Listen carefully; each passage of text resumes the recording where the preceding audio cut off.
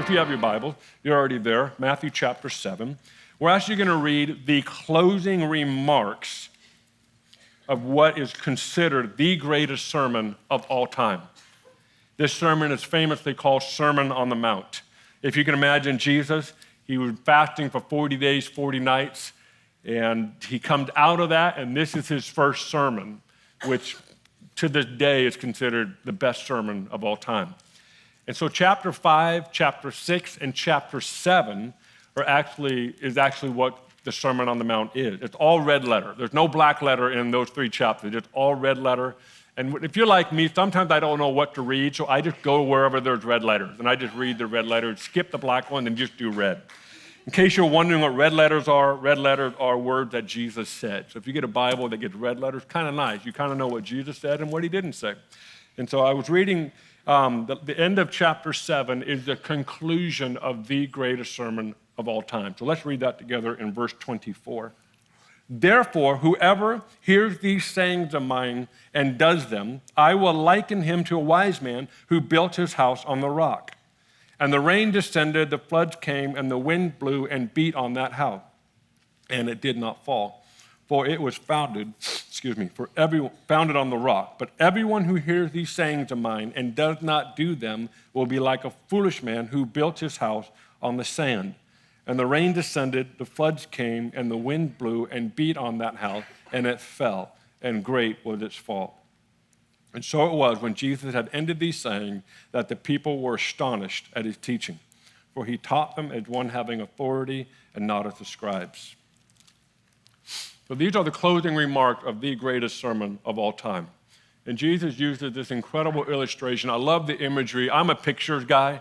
I don't like manuals if they don't have pictures in them. I need pictures. I won't even read the words until there's pictures. And so this is an amazing picture that I think will help us. It's obviously been instrumental for me to make adjustments and to have an image to understand why it's so important to build your house on the rock. There's four main parts to this story. You have a house, you have sand, you have a rock, and then you have the weather or the elements, however you want to look at it. So what the house represent in this story? The house represents you. It represents your life. It represents your morals. It represents your reputation. It represents who are you. That would be considered your house. Figuratively speaking, if you were to be sliced open, what would you find? What would people find about you if they were to crack open your life? What would they see? That would be considered your house. And Jesus says, obviously, if you do these teachings of mine, you build your house. And so Jesus is giving us loads of heavenly divine wisdom on how to build really well. So you have the house, you have a sand. What is sand? Sand is used to be part of a rock. It's a rock that's been broken down over time. Sand is what once was and what isn't. Interesting thing about sand, it's easily affected. All of us, I'm sure, have been on a beach or some sand of some sort. It's amazing when you step on sand, the sand cannot withhold your weight. Why? Because it's actually not solid. It actually gives away. So when you push on sand, the sand actually moves. That's sand. It's not stable. It's not trustworthy to build on.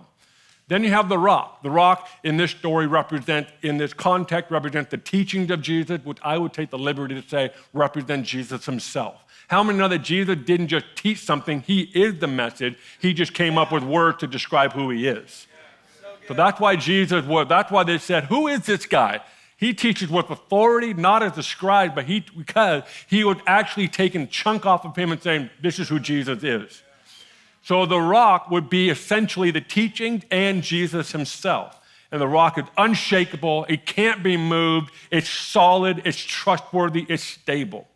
And then you have weather and elements. The weather and elements are like life, people, and people.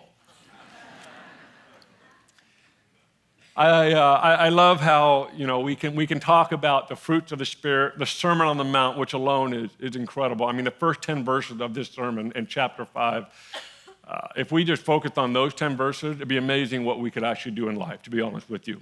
Blessed are the poor in spirit, for theirs is the kingdom of heaven. I'm still working on that one right there.